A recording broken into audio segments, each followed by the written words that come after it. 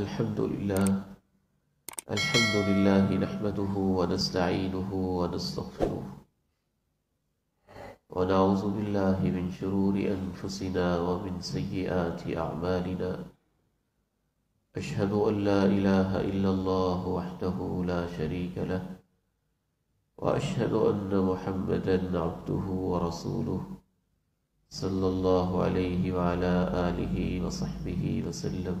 أما بعد، أعوذ بالله السميع العليم من الشيطان الرجيم من همزه ونفخه ونفثه. بسم الله الرحمن الرحيم. إنما المؤمنون إخوة فأصلحوا بين أخويكم واتقوا الله لعلكم ترحمون.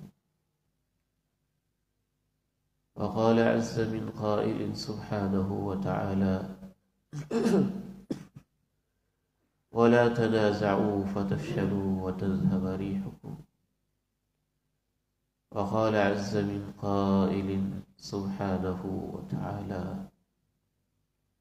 واتقوا الله الذي تساءلون به والأرحام إن الله كان عليكم رقيبا. وقال سبحانه وتعالى يا أيها الذين آمنوا اتقوا الله حق تقاته ولا تموتن إلا وأنتم مسلمون. 7 روزہ اصلاحی خاندان کورس محض اللہ تعالیٰ کی توفیق، اس کے فضل، اس کے کرم اور اس کی مہربانی سے اختتامی لمحات کو پہنچ رہا ہے، اور آج کا ہمارا موضوع بھی ایک اہم ترین موضوع ہے. یہ عظیم خاندان جس کی بنیاد محبت پہ ہونی چاہیے، الفت پہ ہونی چاہیے، چاہت پہ ہونی چاہیے، اپنائیت پہ ہونی چاہیے، ایک دوسرے کے لیے وسعت ظرفی پہ ہونی چاہیے، ایثار پہ ہونی چاہیے، ہمدردی پہ ہونی چاہیے، ایمان اور اخوت پہ ہونی چاہیے. بسا اوقات اس کے اندر مختلف جگہوں پہ دراڑیں پڑ جاتی، اختلافات پیدا ہو جاتے ہیں، ہلکی پھلکی نوک جھونک، پھر بحث و تکرار، مقدمے، کیسز، لڑائی جھگڑے، قتل و غارت، اور بعض دفعہ دنگا فساد تک نوبت پہنچ جاتی ہے. دکھ ہوتا ہے دیکھ کر کہ جس عہد کے اندر ہم زندگی گزار رہے ہیں، یہاں تو یوں لگتا ہے کہ ہمارے خون کے اندر سرخ ذرے شاید ویسے ہی ختم ہو چکے ہیں، سفیدی کا غلبہ ہو چکا ہے، خون ٹھنڈے ہو چکے ہیں، محبتیں ناپید ہیں، نفرتیں عروج پر ہیں، دل کا اخلاص اور طہارت، آنکھ اسے ترس جاتی ہے کہ کہیں اس کی کوئی جھلکی نظر آئے، لیکن ڈھونڈے سے بھی نہیں ملتا ہے. حالانکہ ہمارا تعلق اس دین کے ساتھ ہے جس دین کی بنیاد ہی اخوت پر ہے. جو رشتے خون کے رشتے تھے وہ تو جڑے ہی ہوئے تھے، جن میں خون کے رشتے نہیں بھی تھے اللہ نے ان سے بھی کہا کہ تم خون کے رشتوں کی طرح جڑ کے رہو. انما المؤمنون اخوہ فاصلحوا بین اخویکم واتقوا اللہ لعلکم ترحمون. اہل ایمان تو آپس میں حقیقی بھائیوں کی طرح ہوتے ہیں. کہیں کوئی مسئلہ ہو جائے تو تم ان کی صلح کرا دیا کرو، اللہ سے ڈر کے رہا کرو تاکہ تم پہ رحمتیں ہوں. تو ان خاندانی جھگڑوں میں اس قدر زیادہ کونسلنگ کی ضرورت ہے آپس میں بیٹھنے کی ضرورت ہے کہ ہر جھگڑے کی ایک اپنی نوعیت ہے۔ میاں بیوی میں بھی جھگڑا ہو سکتا ہے، ساس بہو کا جھگڑا بھی ایک تاریخی نوعیت کا ہے، نند بھابھی کی نوک جھونک بھی ڈھکی چھپی نہیں ہے، دیورانی اور جٹھانی کے مسائل بھی ہمارے معاشرے اور ہمارے سماج کا ایک افسوسناک پہلو ہے۔ بھائیوں کے آپس کے اختلافات اور وراثت کے جھگڑے، یہ بھی آئے روز ہماری آنکھوں کے سامنے آتے رہتے ہیں، اور بعض دفعہ داماد کچھ ایسے جن کی اپنی ایک عجیب و غریب طبیعت اور پورے خاندان کے اندر عجب قسم کی مداخلتیں اور انٹرفیرنس، اور اس وجہ سے کھڑے ہونے والے مسائل، وہ ایک علیحدہ داستان۔ اور تو اور بعض دفعہ جو سمدھی ہوتے ہیں، جس کو ہم پنجابی میں کوڑم کہتے ہیں، ان کی آپس میں نہیں بنتی، یا سمدن جو ہوتی ہے ان کی آپس میں نہیں بنتی، اور اس وجہ سے اچھا خاصا ہنستا بستا گھر اجڑ جاتا۔ تو یہ 7-8 قسم کے جھگڑے، بلکہ اب تو معاملہ یہاں تک پہنچ چکا ہے، باپ اور بیٹے کے جھگڑے، ماں اور بیٹی کے جھگڑے، عجیب نوعیت ہے جس سے ہم دو چار ہیں۔ ان میں سے ہر جھگڑے کی ایک اپنی نوعیت ہوتی ہے، اس کے اسباب، اس کی وجوہات، اس کے پیچھے کیا فیکٹرز ہیں، ان کو علیحدہ علیحدہ ڈسکس کرنے کی ضرورت ہے۔ کیونکہ آج ہمارا انعامات کا بھی کچھ سلسلہ ہے، اور بعض احباب نے دعا کی بھی درخواست کی ہوئی ہے، میری اپنی بھی کچھ طبیعت علیل ہے، میں بھی آپ سے دعا کا متمنی ہوں کہ اللہ تعالی ہمارا یہ بیٹھنا بھی قبول فرمائے، اور ہمیں دین کے لیے مزید مل بیٹھنے کی توفیق بھی عنایت فرمائے، اور اللہ ہمیں اپنی جنتوں میں ایسے اکٹھا بھی فرمائے۔ شاید سارے ہم مسائل ڈسکس نہ کر سکیں، لیکن کچھ اشارہ انشاءاللہ کرتے کرتے جو اصل مسائل ہیں ان کی طرف ہم آگے بڑھے۔ ساس بہو کا جھگڑا تو بعض دفعہ یوں محسوس ہوتا ہے کہ عالمی جنگیں تو شاید مٹ جاتی ہیں، لیکن یہ ختم ہونے کا بعض دفعہ نام نہیں لیتا، اور ایک عجیب کیفیت سے دو چار ہوتا ہے پورے کا پورا گھرانہ۔ بعض بہویں بڑی نیک، صالح، اچھی، مثالی ہوتی ہیں، وہ بیٹیاں بن کے رہتی ہیں اور گھروں کو آباد کرتی ہیں، خوشیاں لے کے آتی ہیں، ٹوٹوں ہوئوں کو بھی جوڑ دیتی ہیں۔ اور بعض ساسیں بھی بڑی مثالی ہوتی ہیں، محبت، خیر خواہی، ہمدردی، پیار، الفت، بیٹیوں کی طرح اپنی بہوؤں کو رکھتی ہیں، لیکن بہت کم۔ اکثر و بیشتر اور خصوصاً دیہاتی ماحول میں جہاں تعلیم کی کمی ہے، وہاں یہ مسئلہ کافی گمبھیر شکل اختیار کر جاتا ہے، اور بعض دفعہ میں کہا کرتا ہوں کہ یہ جو مسئلہ ہے، یہ مسئلہ ایسے بعض دفعہ خاندانی مسائل میں اتنا سنگین ہوتا ہے جس طرح سے ایک پل صراط سے گزرنا ہو۔ بعض دفعہ خاوند تھکا ہوا گھر میں جب داخل ہوتا ہے تو شکایات کا ایک پنڈورا باکس ہوتا ہے جو بیوی اس کے سامنے کھولتی ہے۔ ابھی اس سے وہ بیچارہ تھکا ہوا فارغ نہیں ہوتا تو ماں نے ایک اپنی گٹھڑی اٹھائی ہوتی ہے شکایات اور شکووں کی، اسے اس کا سامنا کرنا پڑتا ہے۔ ایک طرف وہ ماں کے احسانات کے نیچے دبا ہوتا ہے تو دوسری طرف بیوی اور بچوں کی محبت میں جھگڑا ہوتا ہے، اور اس بیچارے کی مثال اس دانوں کی طرح ہوتی ہے جس کو چکی کے دو پارٹوں میں رکھ کے پیسا جا رہا ہوتا ہے۔ بعض دفعہ ان مسائل کی وجہ سے باقاعدہ طور پر رپورٹس ایسی موجود ہیں کہ بہت سارے مرد ذہنی مریض ہو جاتے ہیں، یا اپنا گھر اجاڑ بیٹھتے ہیں، یا اس الجھن کی وجہ سے مسلسل پریشانی کے اندر مبتلا رہتے ہیں۔ اسی طرح سے جو نند بھابھی کا اور نند اور بھاوج کا رشتہ ہے، اس کی اپنی نزاکتیں ہوتی ہیں۔ ابھی شادی کو 1-2-4 دن ہوئے ہوتے ہیں کہ بہنوں کے شکوے سامنے آ جاتے ہیں، بھائی آپ بدلے بدلے لگ رہے ہو، پہلے جیسے نہیں رہے ہو، پہلے کی طرح ٹائم نہیں دیتے ہو، پہلے کی طرح ہمارے ساتھ بیٹھتے نہیں ہو، ہنستے نہیں ہو، اب تو سارا وقت بس بھابھی کے لیے ہوتا ہے، ہمارے پاس تو آپ بیٹھتے نہیں۔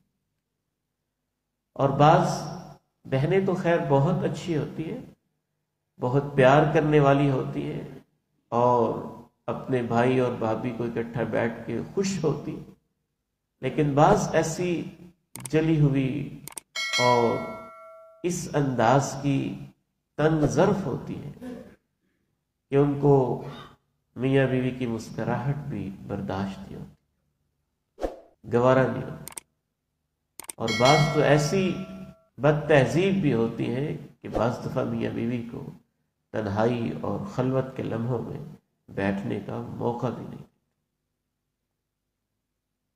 یہ ایک علیحدہ مسئلہ ہوتا ہے۔ میں سمجھتا ہوں کہ ان کے پیچھے جو بنیادی سبب اور بنیادی وجہ ہے، خاندانی حوالے سے اور ہمارے جو بر صغیر کا پس منظر، بچپن سے جن گھرانوں میں تربیت غلط ہوئی ہوتی ہے اور جن گھرانوں میں شروع سے اس طرح کی لڑائیاں رہی ہوتی ہیں، ان میں یہ مسائل زیادہ ہوتے ہیں۔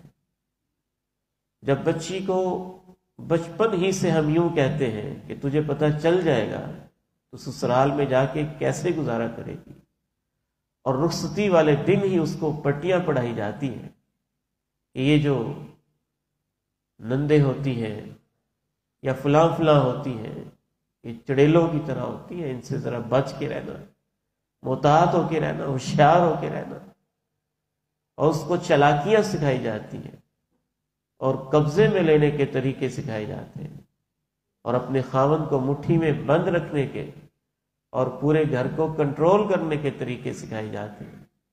تو اس بچی کی مثال بیچاری کی ایک ریموٹ کنٹرول کی طرح ہوتی ہے، اس کا وجود تو سسرال میں ہوتا ہے اور اس کا کنٹرول پیچھے میکے کے پاس ہوتا ہے، باپ کے ہاتھ میں ہوتا ہے، ماں کے ہاتھ میں ہوتا ہے،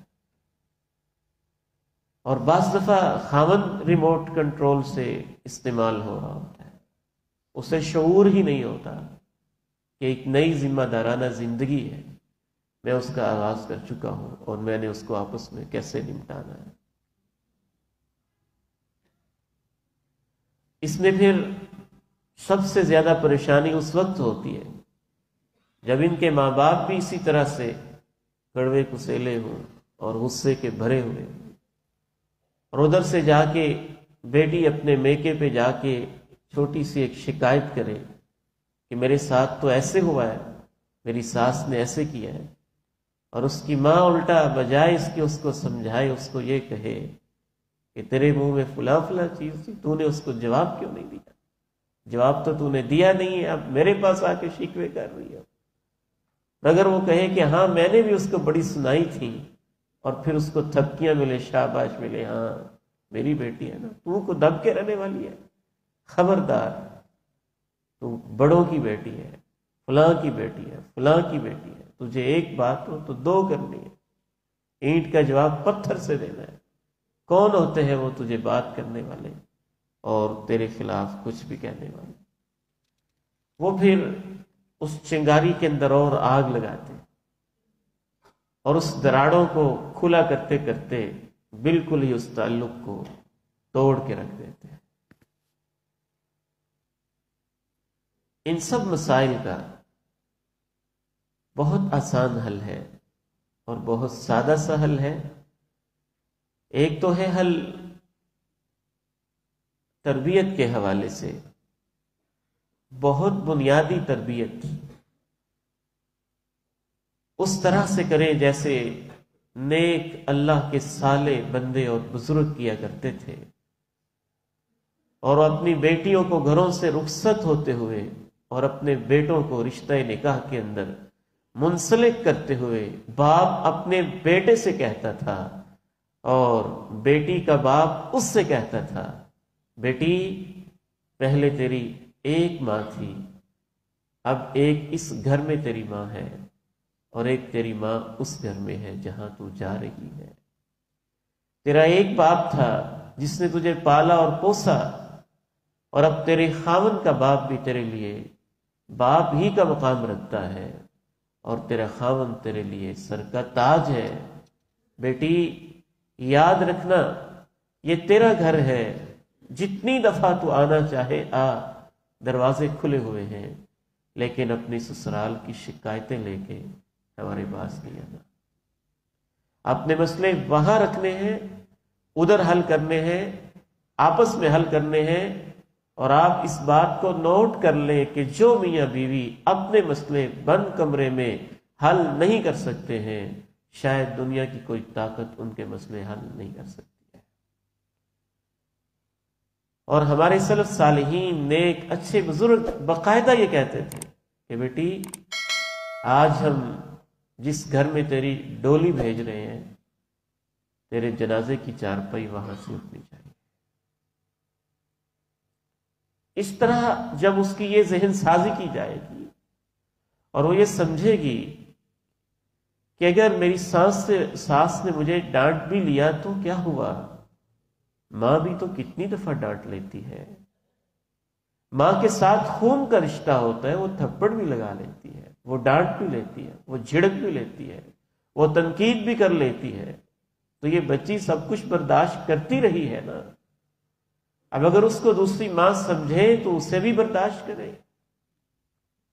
اور اسی طرح سے وہ خاتون اگر اس کی جگہ پہ اپنی بیٹی کو رکھ لے، کیسے انسان کے متضاد رویے، جب اپنی بیٹیوں کو ہم رخصت کرتے ہیں تو ہماری خواہش ہوتی ہے یہ ملکہ بن کے رہے، اور جب دوسری کی بیٹیوں کو بیاہ کے لاتے ہیں تو ہماری خواہش ہوتی ہے یہ نوکرانی بن کے رہے۔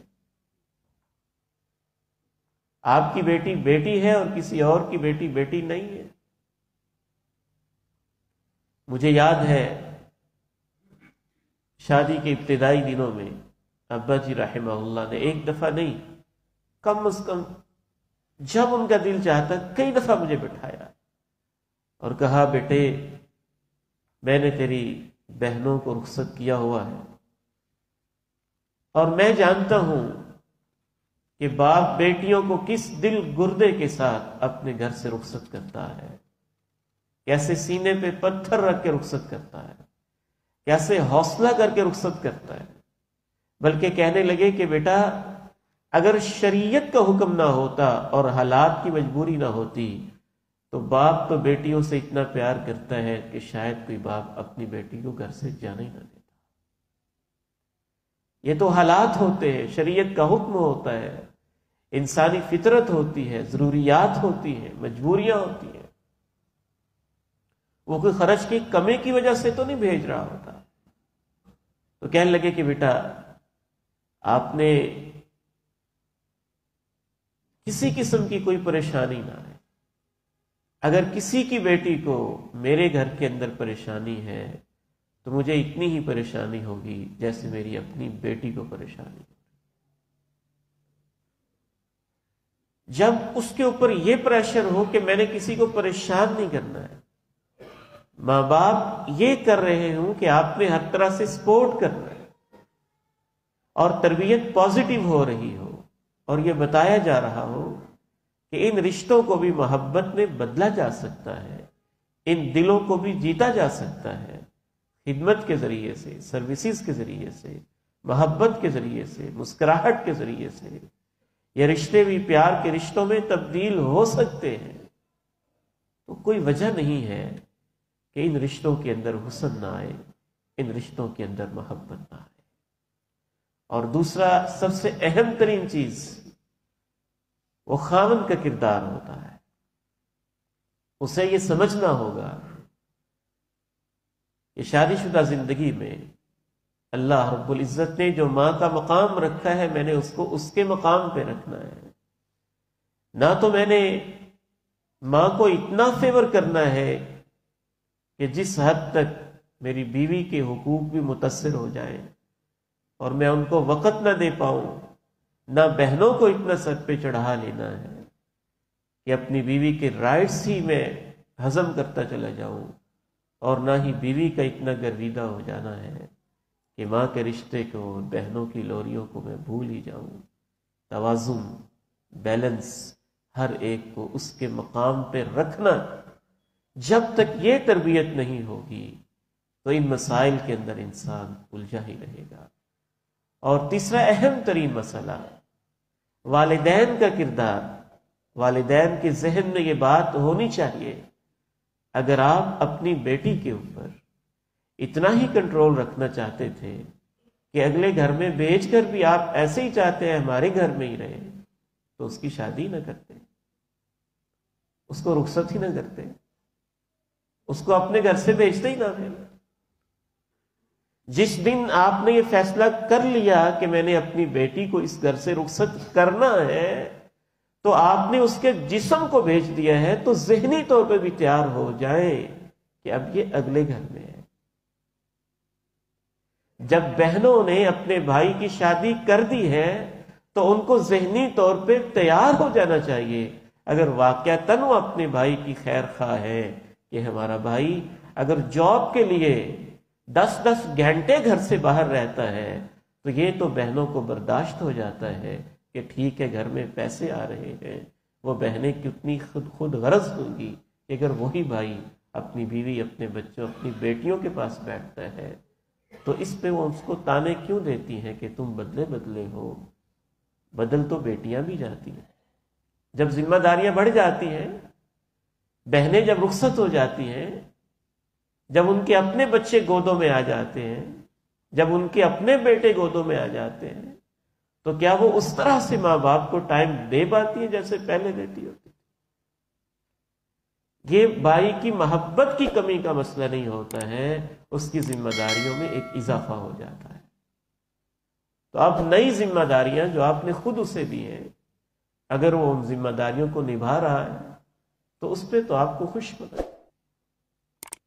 رسول اللہ صلی اللہ علیہ وسلم نے انسان کو توازن اور بیلنس اس حد تک سکھایا ہے کہ آپ علیہ الصلاۃ والسلام نے اپنے جسم کے حق کو ختم کر دینا اور اللہ کی عبادت میں لگا رہنا، اتنا غلو کرنا، اس چیز کو بھی پسند نہیں کیا،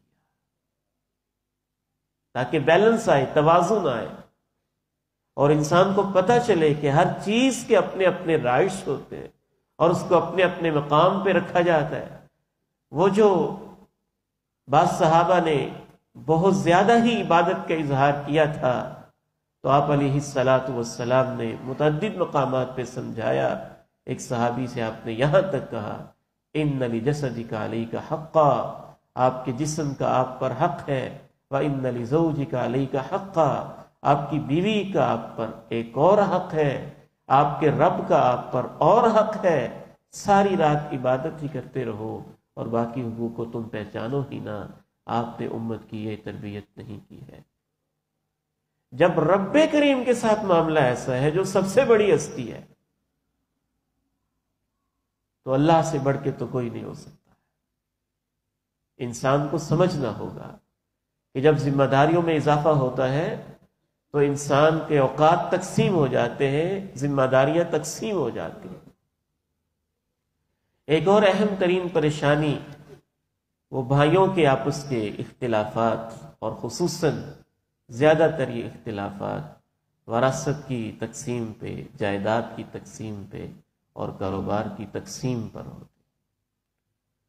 اس کے پیچھے بھی بعض دفعہ بنیادی وجہ کہ بعض دفعہ والدین کسی ایک بھائی کو ترجیح دے دیتے ہیں، بعض والدین چھوٹے بھائی کو ترجیح دے دیتے ہیں، بعض والدین بڑے کو ترجیح دے دیتے ہیں، بعض جو زیادہ کمانے والا ہو اس کو ترجیح دے دیتے ہیں، اور خصوصاً جس کے پاس والدین قیام کر رہے ہوں، جو والدین کی خدمت کر رہا ہو، تو والدین چاہتے یا نہ چاہتے ہوئے بھی بعض دفعہ اس کی طرفداری بعض دفعہ کر جاتے ہیں. باقاعدہ ہمیں فون آتے ہیں کہ فلاں ہمارا بیٹا ہماری بہت خدمت کرتا ہے، خیال رکھتا ہے، دوائی لا کے دیتا ہے، آگے پیچھے رہتا ہے، بڑا کیئرنگ ہے، محبت کرنے والا ہے. پچھلے دنوں مجھے فون آیا تو اس والدہ کا بہت اصرار تھا اور فون پہ پوچھ رہی تھی، میرا بڑا دل چاہتا ہے کہ میں اس کو تھوڑا زیادہ حصہ دے دوں. باپ پوچھتا ہے میرا دل چاہتا ہے میں اس کو زیادہ حصہ دے دوں. اگر آپ نے اس کی طرفداری کی تو آپ نے بھائیوں کے درمیان نفرتوں کے بیج خود بو دیے، اور آپ نے اس کی آخرت بھی برباد کر دی اور اپنی بھی کر دی. اس کی اس لیے کہ کیا وہ خدمت اس لالچ میں کر رہا ہے کہ اس کو زیادہ حصہ ملے؟ وہ تو ماں باپ سمجھ کے کر رہے ہیں، وہ اپنا فرض ادا کر رہا ہے، وہ کوئی احسان نہیں کر رہے ہیں. بلکہ میں سمجھتا ہوں کہ وہ خوش نصیب ہے. اسے تو کچھ اپنے حصے سے دستبردار بھی ہونا پڑے تو اپنے بھائیوں سے کہے کہ زیادہ حصہ تم لے لینا، ماں باپ مجھے دے دو. اس کی سوچ تو یہ ہونی چاہیے. تو بعض دفعہ اس طرفداری کی وجہ سے بھائیوں میں ایک آپس میں جب کلش شروع ہو جاتی ہے، عدل و انصاف جب نہیں ملتا تو اس وجہ سے بھی جب کلش شروع ہو جاتی ہے. بعض دفعہ والدین خود ایک فریق بن جاتے ہیں، ایک طرف ماں ہو جاتی، ایک طرف باپ ہو جاتے ہیں. کسی بھائی کی طرف ماں ہو جاتی، کچھ بھائیوں کی طرف باپ ہو جاتے، اور وہ ان کو ایک دوسرے کی جاسوسی پہ لگاتے ہیں. بڑوں کا کردار ادا کرنے کی بجائے وہ ایک فریق بن جاتے ہیں یا ایک حصہ بن جاتے ہیں. ان سارے مسائل کے پیچھے ساس بہو کا مسئلہ، نند بھابھی کا مسئلہ، بھائیوں کا آپس میں مسئلہ، اور اس طرح کے دیورانی جٹھانی کا مسئلہ، ان سب کے پیچھے اس دور کے اندر ایک اہم ترین وجہ، بڑی ہی معذرت کے ساتھ میں کہوں گا، شاید آپ مجھ سے اتفاق نہ کریں، لیکن جو میں سمجھا ہوں میں اسے آپ تک پہنچانا چاہتا ہوں، وہ ہمارا ناقص اور ادھورا جوائنٹ فیملی سسٹم. مشترکہ خاندانی نظام کسی دور کے اندر وہ بڑا کامیاب تھا، جب حوصلے بڑے ہوتے تھے، ظرف بڑے ہوتے تھے، دل بڑے ہوتے تھے، گھر بھی بڑے ہوتے تھے، زمینوں کو بھی قدر نہیں، وہ بھی کھلے ہوتے تھے. تو ایک بڑا کامیاب نظام تھا. ایک ہی گھر کے اندر 5 6 7 بیٹے اکٹھے آپس میں بھائی رہ رہے ہوتے تھے. ادھر ہی ان کے پوتے، ان کے نواسے، اور بڑی رونقیں، 6 بہویں اور غیر شادی شدہ بیٹیاں اکٹھی، ایک عجب رونق، ایک محبت، یہ سلسلے ہوتے تھے. لیکن یہ سمجھنا کہ وہ شاید دین کا حصہ ہے اور اکٹھے رہنا بہت ضروری ہے، ایک چولہے پہ کھانا پکنا ضروری ہے، اور بزرگوں کا اس بات پہ بضد رہنا کہ نہیں ایک ہی گھر میں اکٹھے ہی کھانا پکتا رہے گا. بعض تو اس معاملے کے اندر اتنی سختی کرتے ہیں. میں ایک کیس کے اندر انوالو ہوا، ان کا کوئی مسئلہ تھا، میں حیران ہو گیا کہ ایسے احمق لوگ بھی پائے جاتے ہیں کہ جو بیٹوں کی شادی شدہ زندگی کو تسلیم کرنے کے لیے تیار ہی نہیں ہے کہ ان کی شادیاں ہوگی. اب ان کی ذمہ داریاں بھی ہیں، انہوں نے ان کو نبھانا بھی ہے، ان کے اخراجات کی نوعیت بھی مختلف ہے. میں جب اس معاملے کے اندر ان ہوا تو مجھے بچی نے بتایا انڈائریکٹ کہ میرے جو سسر ہیں وہ سارے بھائیوں کے اوپر اس طرح کا کنٹرول رکھنا چاہتے ہیں کہ اخراجات تو ایک ہاتھ میں ہیں ہی، لیکن وہ یہ چاہتے ہیں، اللہ تعالیٰ معاف فرمائے، بیان کرتے ہوئے بھی شرم آتی ہے، کہ جو بچیوں کے مخصوص کپڑے وغیرہ ہوتے ہیں وہ بھی ان کے ذریعے ہی آئیں گے، وہ بھی لکھ کے دیں گے اور وہ بزرگ لے کے آئیں گے، اور کوئی نہیں لا سکتا. بعض دفعہ بزرگوں کا اس حد تک اصرار ہوتا ہے اور وہ اس کو شریعت سمجھتے ہیں، دین سمجھتے ہیں۔ اکٹھے رہنا، اکٹھے رہنا دین ہے، اچھی بات ہے، لیکن اتنی نفرتوں کے ساتھ، ایک صرف لوگوں کو دکھانے کے لیے کہ ہم 5 بھائی اکٹھے ہیں، ہمارا کھانا ایک جگہ پہ پکتا ہے۔ جب اکٹھا پکنا ہوتا ہے تو پھر ہمیں یہ بھی پتہ ہے کہ پھر آپ دال پکاتے ہیں اور علیحدہ علیحدہ کمروں میں مچھلیاں کھاتے ہیں، چھپ چھپ کے، کوئی دیکھ نہ لے۔ یہ تو اکٹھے رہنا مطلوب، اس طرح اکٹھے رہنا ہے۔ دن میں آپ اکٹھے رہتے ہیں اور شام کو ہر کمرے کے اندر چغلیوں کی محفل لگتی ہے، ایک دوسرے کے گوشت نوچ کے کھائے جاتے ہیں۔ ہر بھابھی اپنی نند پہ تبصرہ کر رہی ہوتی، نند اپنی بھابھیوں پہ تبصرہ کر رہی ہوتی ہے، ساس بہو پہ کر رہی ہوتی، بہویں اپنے ساس پہ کر رہی ہوتی ہیں۔ شریعت نے جب اکٹھے رہنے کا کہا تو اس طرح اکٹھے رہنے کا کہا ہے۔ تو میں یہ سمجھتا ہوں کہ حوصلے بہت کم پڑ گئے، جگہ بہت تنگ پڑ گئی ہیں، دل اس سے بھی تنگ ہو گئے، برداشت نام کی چیز نہیں رہی ہے، اور کم از کم ہمارے معاشرے کے اندر جوائنٹ فیملی سسٹم صرف دیکھنے کو اکٹھا ہے، حقیقت میں یہ نفرتوں کا ذریعہ بن رہا ہے۔ اور زبردستی اکٹھا رہنا کوئی اکٹھا نہیں ہے، زبردستی اکٹھا رکھنا کوئی اس کے اندر برکت نہیں ہے، اور خصوصاً یہ سمجھنا کہ شاید یہ دین کا حصہ ہے، دین کا حصہ نہیں ہے، بلکہ جس طرح ہم اکٹھے رہتے ہیں اور ہمارے معاشرے کے اندر اکٹھے رہا جاتا ہے، بعض اس کے اندر تو بہت ساری چیزیں دین کے مخالف ہیں۔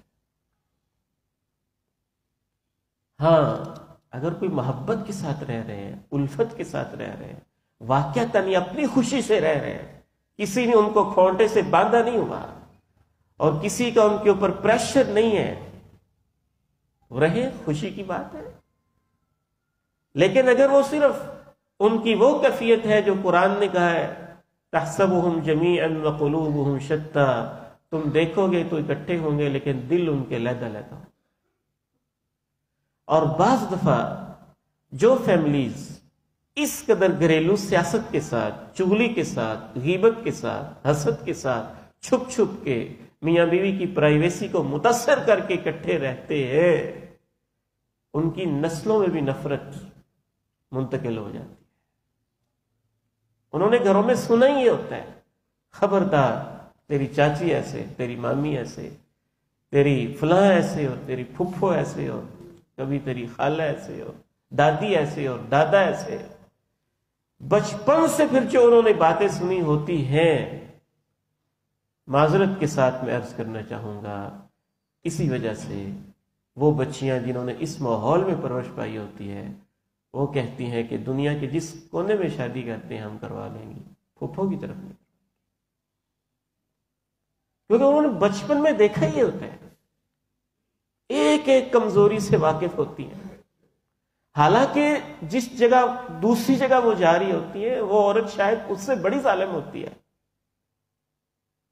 لیکن چونکہ بچپن کی ان لڑائیاں دیکھی ہوتی ہیں، بچپن کے مسائل دیکھے ہوتے ہیں، ہر کمزوری پہ نظر ہوتی ہے، بعض دفعہ والدین نے خود جاسوسی پہ لگایا ہوتا ہے، بعض دفعہ خود والدین نے غیبتیں اور چغلیاں کی ہوتی ہیں، تو ان کے کان اتنے بھرے جا چکے ہوتے ہیں اور ان کے دل نفرتوں سے اتنے معمور ہو چکے ہوتے ہیں کہ وہ پھر نسلوں تک منتقل ہوتے ہیں۔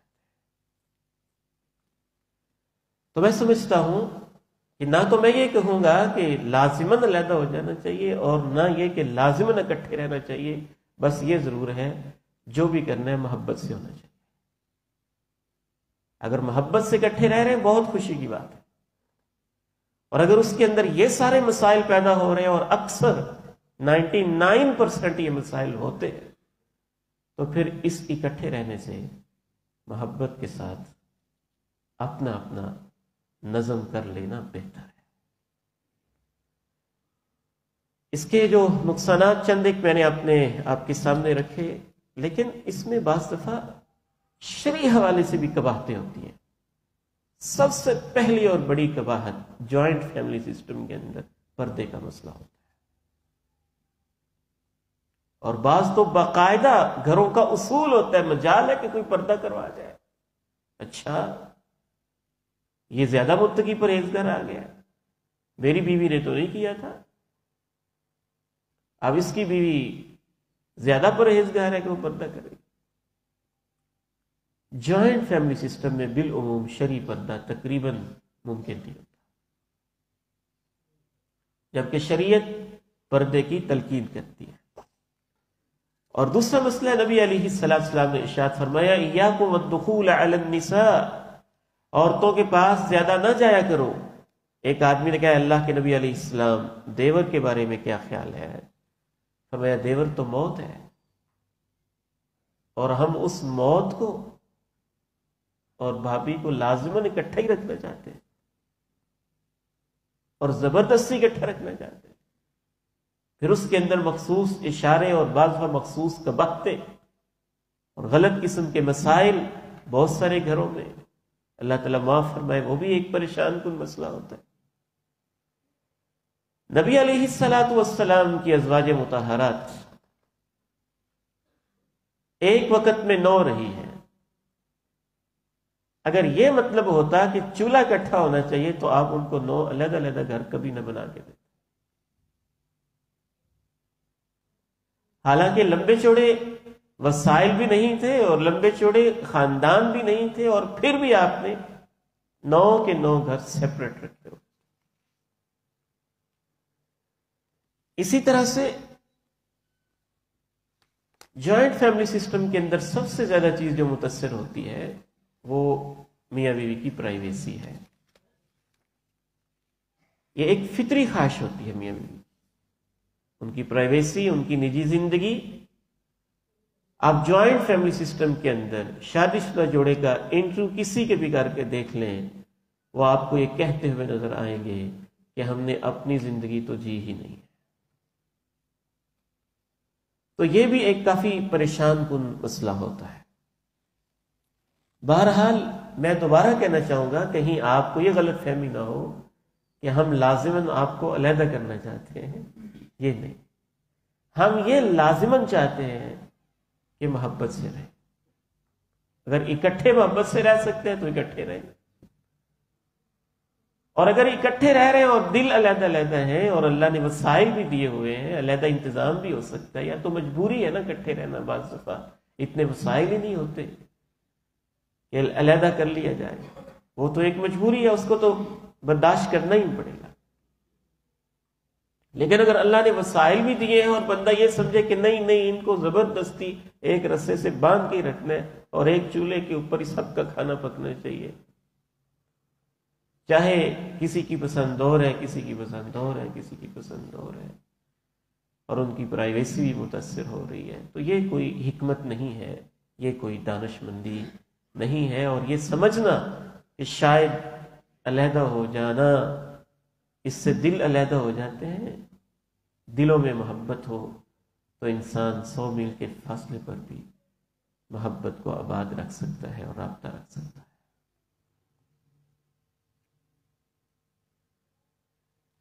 چند ایک بنیادی چیزیں ہیں، آخری 10-15 منٹ کے اندر کافی میں نے ان کو کلوز کرنے کی کوشش کی ہے، وگرنہ تو ان میں سے ہر ایک مسئلہ علیحدہ علیحدہ ڈسکس کرنے کی ضرورت ہے. ایک بڑا ہی پریشان کن مسئلہ ہوتا ہے اکٹھے کاروبار کا، جب اس میں واضح نہ ہو. 4 بھائی ہیں، 5 بھائی ہیں، 6 بھائی ہیں، اکٹھا ہی کاروبار ہے، کسی کو کچھ کلیئر ہی نہیں ہے، میں کیا کما رہا ہوں، کہاں پہ لگا رہا ہوں. جو پرلے درجے کا نکھٹو ہے وہ بھی برابر کا حصے دار ہے، اور جو 24 گھنٹے دن رات ایک کر رہے ہیں وہ بھی وہیں کھڑا ہوا ہے. شہری لوگوں نے اس کا بڑا اچھا حل نکالا ہوا ہے. اعظم مارکیٹ کے جتنے بھی کپڑے کے بڑے بڑے تاجر لوگ ہیں، بڑے بڑے انہوں نے کاروبار کیے ہوئے، لیکن ہر بات پہلے دن سے واضح، پہلے ہی دن سے واضح. اس کا اتنا، اس کا یہ ہے، اس کا یہ ہے، اس کا یہ ہے، اس کا یہ ہے، اس کا یہ ہے، جو ہمارے ساتھ کام کر رہے اس کی تنخواہ ہے۔ یعنی باپ کے ساتھ اگر بیٹا بھی کام کر رہے نا، تو لاہور کے سمجھدار کاروباری شیخوں نے اپنے بیٹے کے بھی کی ہوتی کہ بیٹا چونکہ تو میرے ساتھ کام کرتا ہے، یہ اتنی تیری مہینے کی تنخواہ ہے اس دکان میں سے، وہ میں آپ کو علیحدہ دوں گا۔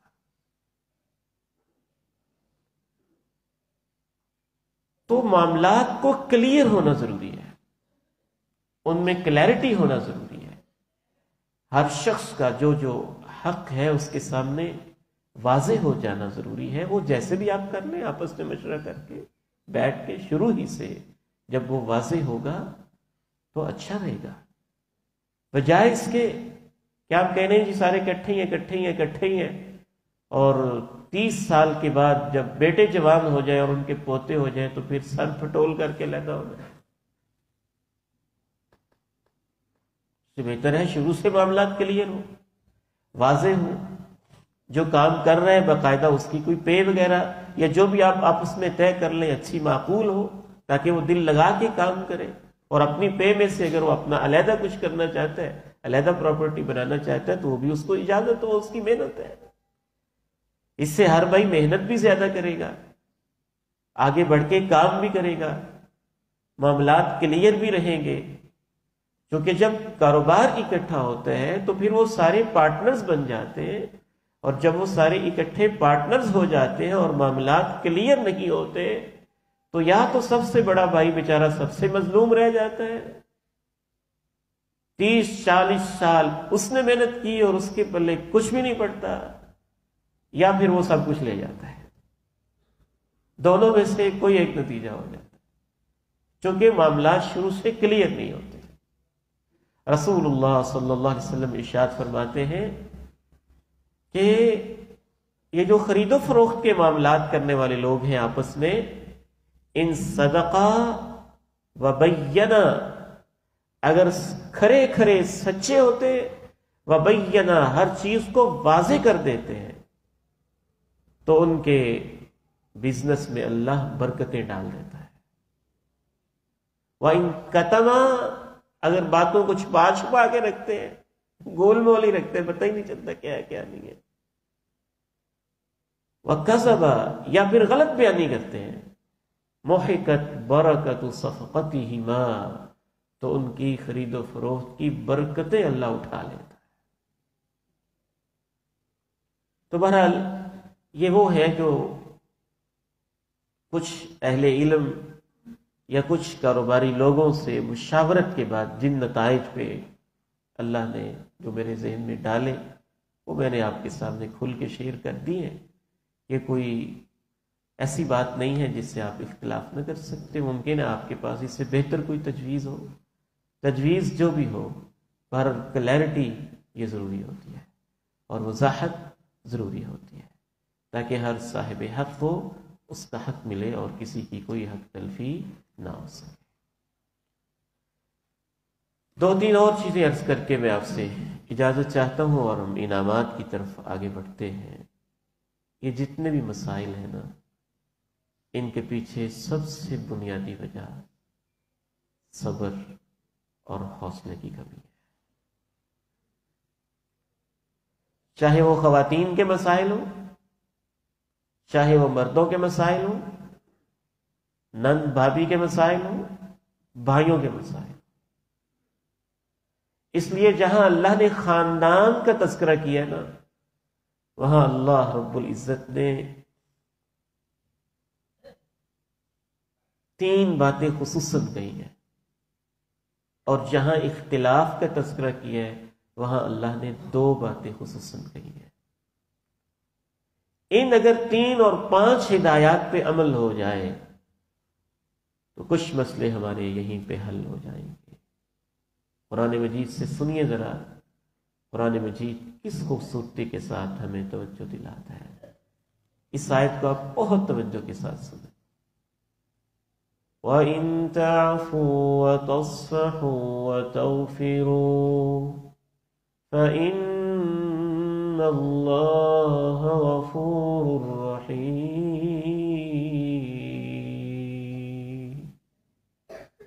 وَإِن تَعْفُوا وَتَصْفَحُوا وَتَغْفِرُوا فَإِنَّ اللَّهَ غَفُورٌ رَحِيمٌ۔ ایک دوسری آیت ساتھ میں لائیں، وَلَمَن صَبَرَ وَغَفَرَ إِنَّ ذَلِكَ لَمِنْ عَزْمِ الْأُمُورِ۔ جو برداشت کر جائے اور معاف کر دے تو عظمت کا کام یقیناً یہی ہے۔ اگر تم معاف کر دو، اگر تم درگزر کر دو، اگر تم بخش دو تو اللہ بھی بہت بخشنے والا اور بہت رحم کرنے والا ہے۔ معاف کرنا کہ جو باہم اکٹھے رہتے ہوئے غلطی ہوئی ہے اس کی سزا نہ دو۔ تصفحو، تم درگزر کر دو کہ پوری زندگی اس کو جتلاؤ بھی نہ کہ میں نے پہلے تمہارے ساتھ ایسے کیا تھا۔ وَتَغْفِرُوا، اور اس پہ پردہ ہی ڈال دو، دنیا کے کسی شخص کے سامنے بھی اس کا تذکرہ نہ ہو۔ تو اللہ کہتے ہیں کہ پھر اللہ بہت بخشنے والا اور بہت رحم کرنے والا۔ ہمیں اپنے اندر کچھ حوصلہ پیدا کرنا ہو۔ جب ہم برداشت نہیں کرتے، چشم پوشی نہیں کرتے، جلدی سے ریئیکشن دے دیتے ہیں اور جلدی سے فیصلے کرتے ہیں اور فوری آپے سے باہر ہو جاتے ہیں اور غصے میں آ جاتے ہیں۔ ساس اپنی بہو کو دشمن سمجھتی ہے، بہو اپنی ساس کو دشمن سمجھتی ہے، نند اپنی بھابھی کو اور بھابھی اپنی نند کو دشمن سمجھتی ہے اور بھائی اپنے بھائی کو دشمن سمجھتا ہے۔ تو اس وقت آپ نے ایک بات یاد رکھنی ہے، آپ سب رشتہ دار ہیں اور آپ سب کا دشمن شیطان ہے۔ اس نے آپ کو نچایا ہوا ہے۔ جو آپ یہ سمجھ رہے ہیں نا کہ وہ میرا دشمن ہے، یہ سوچ بھی شیطان کی ڈالی ہوئی ہے۔ یا شیطان ہے یا شیطان کے کچھ ایجنٹ ہیں انسانی شکل میں جو آپ کو آپس میں ملنے نہیں دیتے۔ اور یہ رشتے ایسے ہوتے ہیں، سچی بات یہ ہے کہ بھائیوں کی آپس میں جتنا بھی اختلاف ہونا، اگر صاف دل لے کے صرف ایک دفعہ آپس میں بیٹھ ہی جائیں، پیار محبت سے، koئی نہ بٹھائے، خود بیٹھ جائیں، تو انشاءاللہ آدھے مسئلے اللہ ان کی اس نیت سے حل کر دیتا ہے۔ وَإِن تَعْفُوا وَتَصْفَحُوا وَتَغْفِرُوا فَإِنَّ اللَّهَ غَفُورٌ رَحِيمٌ۔ یہ لفظ کہنا چھوڑ دیں، مجھے بڑا یاد ہے تو نے میرے ساتھ کیا کیا کیا ہے، فلاں موقع پہ یہ زیادتی، فلاں پہ یہ زیادتی، فلاں پہ یہ زیادتی، فلاں پہ یہ زیادتی۔ یہ ظلم، یہ زیادتیاں یاد رکھنے کے لیے نہیں ہیں، اور دل اللہ نے اس لیے نہیں بنایا ہے کہ اس کو ہم ڈسٹ بن بنا دیں اور ساری لوگوں کی گالیاں اور ساری زیادتیاں اس کے اندر ڈالتے جائیں۔ اللہ نے اس لیے بنایا ہے کہ اس کو آپ صاف رکھنے کی کوشش کریں۔ اس لیے خصوصاً تینوں لفظ استعمال کیے، معاف بھی کر دو، درگزر بھی کر دو، بخش بھی دو، تذکرہ ہی نہ کرو۔ یہ تو چھوٹی چھوٹی باتیں ہوتی ہے نا، کہ آج اس نے صفائی نہیں کی اور کل میں نے کی تھی، اور آج اس نے یہ کر دیا اور کل میں نے کیا تھا، میں شادی پہ گئی تھی تو اس نے یہ کر دیا تھا، وہ آئی تھی تو میں نے یہ کیا تھا، یہ ہو گیا تھا اور وہ ہو گیا تھا۔ اہل ایمان تو اتنے برداشت کرنے والے ہوتے ہیں، جناب صدیق کی بیٹی پہ منافق انسان نے تہمت لگا دی ہے اور ان کا ایک رشتہ دار اس کے اندر ملوث ہو گیا ہے، اور جناب صدیق بیٹی کی محبت میں ناراض ہو کے قسم ڈال بیٹھے ہیں کہ میں آج کے بعد تجھے کچھ نہیں دوں گا۔ تو اللہ سے سنیے تو صحیح کہ جناب صدیق سے اللہ نے کیا کہا، وَلَا يَأْتَلِ أُولُو الْفَضْلِ مِنكُمْ وَالسَّعَةِ أَن يُؤْتُوا أُولِي الْقُرْبَى وَالْمَسَاكِينَ وَالْمُهَاجِرِينَ فِي سَبِيلِ اللَّهِ وَلْيَعْفُوا وَلْيَصْفَحُوا أَلَا تُحِبُّونَ أَن يَغْفِرَ يغفر الله لكم. اللہ نے تم پہ فضل کیا ہے ابو بکر، زیادہ اللہ نے تمہیں دیا ہے. اس اللہ کے فضل اور اللہ کے زیادہ دینے کا تقاضا یہ تو نہیں ہے کہ تم قسمیں اٹھا دو کہ ہم اپنے رشتہ داروں کو، مہاجروں کو، مسکینوں کو دیں گے نہیں، معاف کر دو اور درگزر کر دو. کیا تم نہیں چاہتے ہو کہ اللہ تمہیں معاف کر دے؟ میں یہ الفاظ سنتا ہوں نا تو بعض فارم پہ کھڑے ہو جاتے. کس انداز سے اللہ کہہ رہے ہیں وَلْيَعْفُوا وَلْيَصْفَحُوا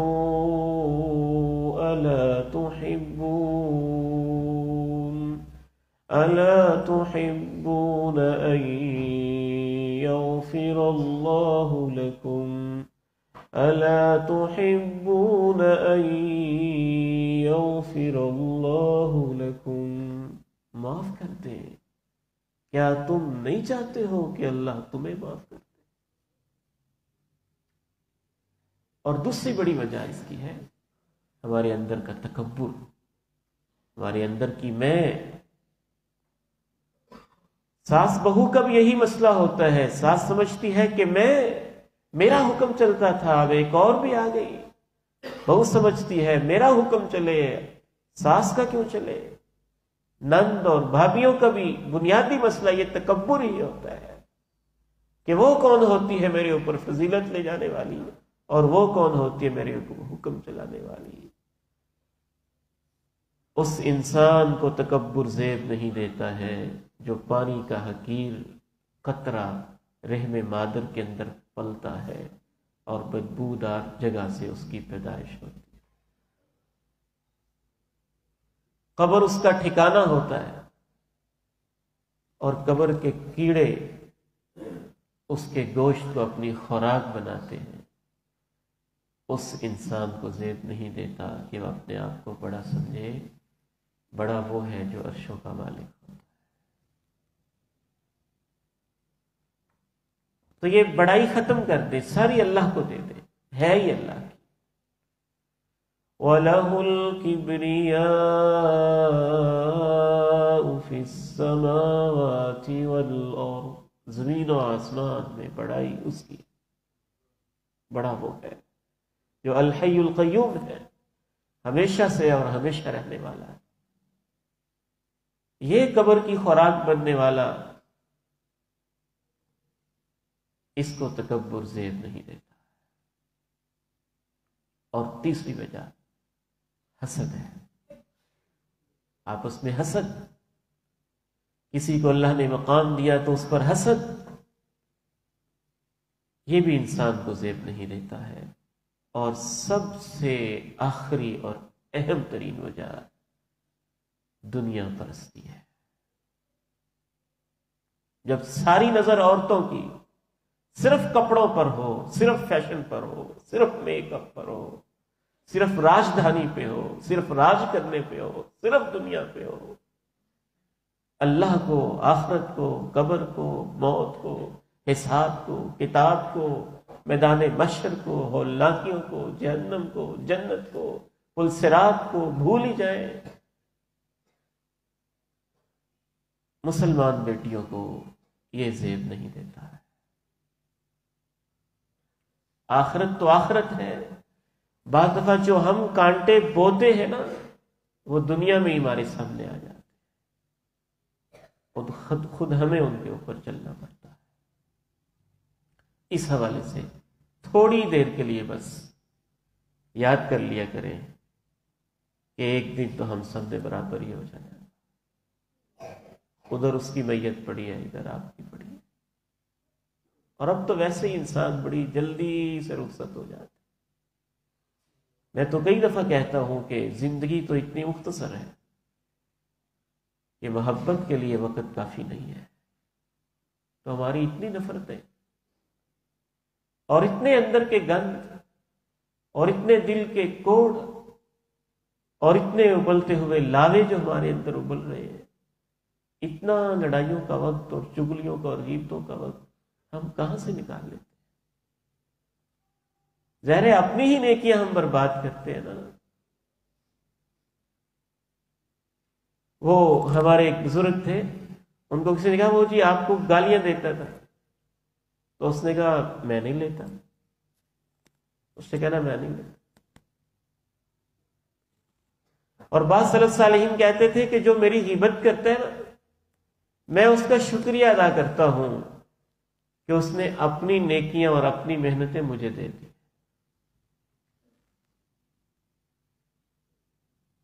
جناب عبداللہ بن مسعود رضی اللہ تعالیٰ عنہ ایک دفعہ کنکر مار رہے تھے، رمی کر رہے تھے، اور کسی کے پاؤں کے اوپر پاؤں آ گیا تو وہ شاید پہچانتا نہیں تھا، کہنے لگا آپ تو بہت برے انسان ہیں. کیا تواضع تھی. کہنے لگے اللہ کی قسم ہے لوگ مجھے نہیں جانتے، حقیقت میں تو میں واقعتاً ہی گناہ گار ہوں، پہچانا تو نے ہی ہے مجھے. تو انسان جب یہ دین والی سوچیں لے کے بنیادیں گھر کی رکھے گا، پھر گھر میں کوئی میٹنگز، آپس میں پیار محبت کی باتیں، جو چھوٹے موٹے مسائل ہیں خود بیٹھ کے ان کو حل کرنے کی کوششیں، ان کے اندر ہی ہمارا حل ہے. اللہ تعالی ہمیں عمل کی توفیق عطا فرمائے. وآخر دعوانا ان الحمد للہ رب العالمین.